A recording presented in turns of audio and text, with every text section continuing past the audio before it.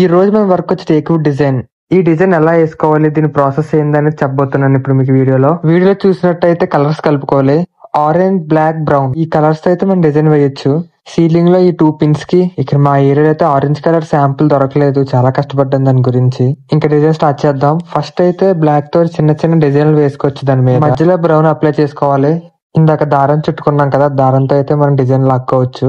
Cotton cloth తో కూడా లాగుతారు కొంతమంది, దానికంటే ఇదైతే కొంచెం బాగుంటది. ఈ డిజైన్ కి టూల్ కూడా ఉంటది, చిన్న ప్లేస్ కి టూల్ ఎందుకు, ఈ దారంతోనే బాగుంటది అని చెప్పేస్తున్నా. ఈ స్టెప్స్ రైలింగ్ కూడా డిజైన్ వేయాలి. ముందుగానే మిడ్ పఫ్ 2 కోట్స్ అయిపోయాక ఇది మన టాప్ కోట్ వేసుకోవాలి. సమ్మర్ స్టార్ట్ అయిపోయినట్టు ఉంది భయ్య. సూర్య బ్రో స్ట్రా పెట్టి మొత్తం పీచేస్తున్నాడు. ఒక 10 మినిట్స్ అయితే ఆరిపోతుంది మనం డిజైన్ వేయగానే. సో మనం చాలా ఫాస్ట్ గా డిజైన్ వేయాలి, లేకపోతే మధ్య మధ్యలో జాయింట్ లా కనబడతాయి. మీకు తెలుసు కదా నేను సిన్సియర్ పెయింటర్ అని. సో పెయిన్ ఉన్నా కానీ పెయింట్ వేసాను. ఇంకా లాస్ట్ కి అయితే ఫినిషింగ్ ఇలా వచ్చింది. ఫినిషింగ్ చూసి ఓనర్స్ అయితే షాక్ అయిపోయారు. మొత్తానికి నిజంగా షాక్ అయ్యారు భయ్య. మీరు కూడా షాక్ అయితే షేర్ చేయండి, కామెంట్ చేయండి, ఫాలో కూడా చేయండి బ్రో.